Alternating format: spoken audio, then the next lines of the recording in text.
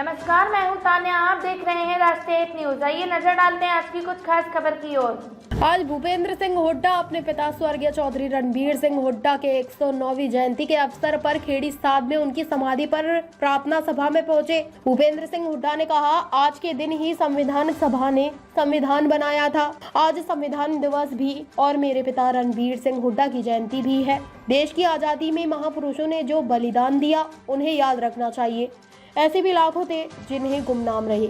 जो भी अपने देश की कुर्बानी देने वालों को याद नहीं रखते, उस देश का विकास नहीं हो सकता। इस सरकार में संविधान और लोकतंत्र को खतरा कहे जाने पर बोले कि संविधान को लागू करते समय राजेंद्र प्रसाद ने कहा था, यह देश विभिन्न धर्म, रीति रिवाज, वेशभूषा का देश है। संविधान को सभी ने मजबूत बनाए रखना चाहिए। जो संविधान को कमजोर करता है उसका विरोध करे।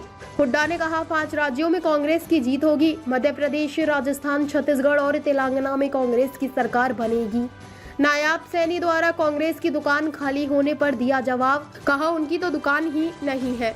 चौधरी रणबीर सिंह हुड्डा की जयंती के अवसर पर आयोजित प्रार्थना सभा में कांग्रेस के दिग्गज नेता, विधायक, पूर्व विधायक भी पहुंचे थे। वहीं जेजेपी को अलविदा कहे जाने के बाद दादरी के पूर्व विधायक और पूर्व सहकारिता मंत्री सतपाल सांगवान भी पहुंचे थे।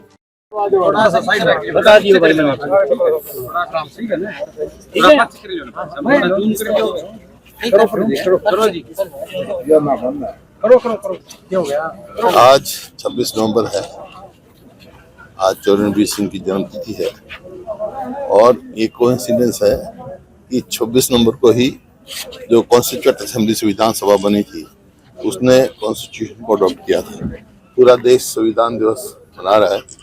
24 नवंबर को जितने सदस्य थे संविधान के, 24 नवंबर 1949 को उनके दस्तखत हो गए थे और 26 नवंबर को ये अडॉप्ट किया गया था।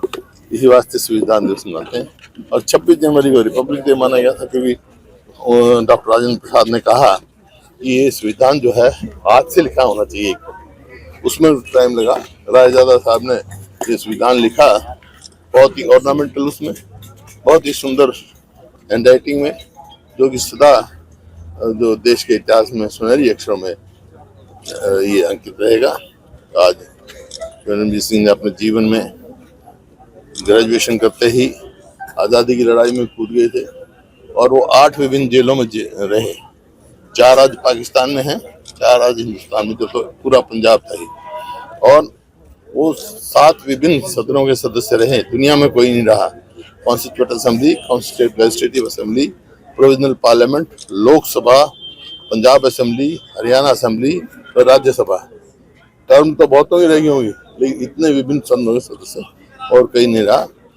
आज जैसा मैंने वहाँ भी कहा, आज सभी आए हैं, उनका तो आभारी हूँ।